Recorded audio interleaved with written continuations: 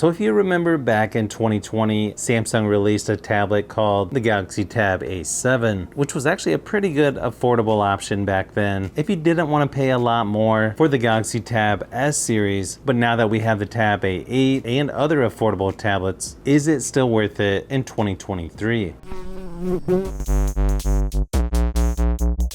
The screen on the A7 is a 10.4 inch 2000 by 1200 resolution, comes in either 32 or 64 gigabytes of storage, also is going to use the Snapdragon 662 processor, only 3 gigabytes of RAM for my version though. Luckily there is a 4 gigabyte version as well. Then it's got a 7040 milliamp hour battery and actually has a headphone jack, but they've been getting rid of those for quite some time, so I'm not sure if there's still people out there who want those, but if so, this one's got one. Pretty good battery life on here, lasting over 7.5 hours in my battery drain test. Just keep in mind, that's more of an extreme usage at 100% screen brightness, so if you turn that down, it should last quite a bit longer.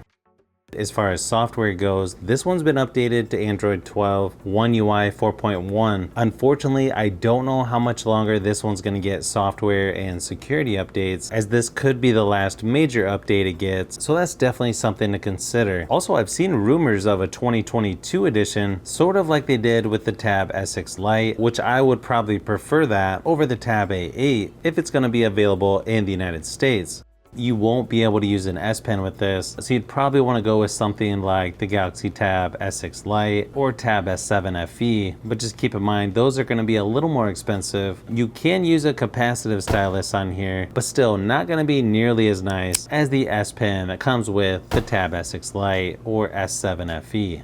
Besides having a nice and vibrant screen on here, probably even better than the Tab A8 in my opinion, could be one of the reasons why this tablet was so popular. This one's got nice build quality, a loud quad speaker setup, and has Dolby Atmos, which is going to make the speakers sound a lot better in my opinion. And these are easily some of the louder speakers on a tablet in this category. Here's a quick sample just to give you an idea of what to expect.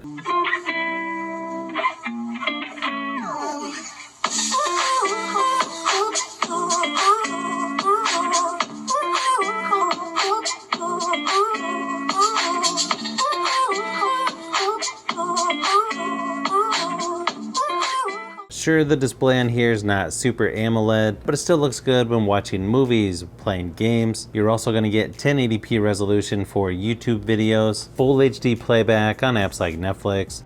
But then as far as performance goes, this one's not going to be the most powerful out there, especially when you're just looking at Geekbench scores, so don't expect to do a lot of video editing or more graphic intense stuff on here, but still not bad for doing more basic things. Playing games like PUBG Mobile, Asphalt 9 are going to be fairly smooth on here with decent graphics, and sure, it's not going to be the best at gaming, but in my opinion, it's still fun to play games on. One feature you don't get on here is Samsung DeX, but you can still connect a keyboard and mouse to be a little more productive while typing out a paper or using split screen to get stuff done a little faster.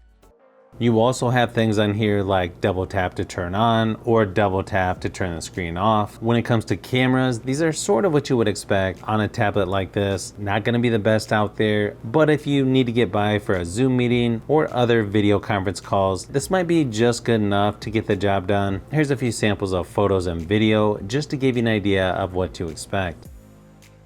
So for me, depending on what price you can get this tablet at, it could still be a solid option for some people in 2023 if you're just going to be watching videos, browsing online, reading, playing some games, that type of stuff, because the screen does look better on here versus the Tab A8, and the speakers seem to be about the same. But even though there's a lot of good things about the Tab A7, the one thing that would make me hesitate a little would be how much longer the Tab A7 is going to get software updates. So I would look and see if I could find the 2022 edition that I've heard about but haven't seen yet. But again, if you want to use an S Pen, the Tab S6 Lite 2022 edition may have a screen that looks a little worse than this one but has longer software support, and everything else is going to be somewhat similar to this tablet.